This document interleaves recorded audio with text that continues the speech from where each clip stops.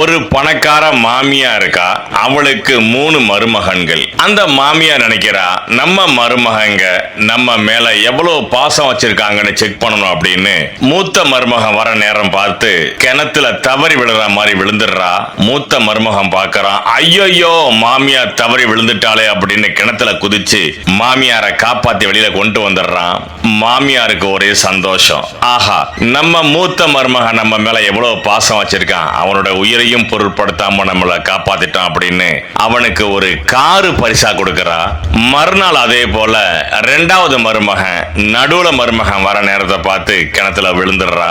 அப்ப நடுவுல மருமகன் பார்த்தா, ஐயோ மாமியா கிணத்துல விழுந்துட்டாளே அப்படின்னு கிணத்துல குதிச்சு மாமியாரை காப்பாத்தி கொண்டு வந்துடுறான். அந்த 2வது நடுவுல மருமகனுக்கு அந்த மாமியா ஒரு பைக்கை இலவசமா கிஃப்டா கொடுக்கறா.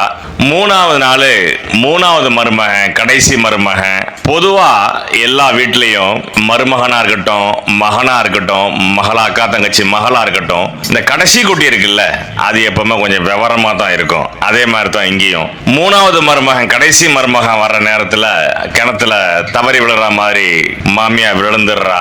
அப்போ கடைசி மருமகன் பார்த்தான், மூத்தவனுக்கு காரு கிடைச்சது, 2வது உள்ளவனுக்கு பைக்கு கிடைச்சது, இப்ப நம்ம காப்பாத்தினா சைக்கிள் தான் கொடுப்பா மாமியா. இந்த சைக்கிளுக்காக நம்ம இவ்வளவு ரிஸ்க் எடுத்து, ஒருவேளை நம்மளும் செத்தாலும் செத்ததுதான், அவ்வளவு ரிஸ்க் எடுத்து அல்பம் சைக்கிளுக்காக அவ்வளவு ரிஸ்க் எடுக்கணும் அவசியம் இல்லை அப்படின்னு கண்டுக்காத மாதிரி போயிடுறான்.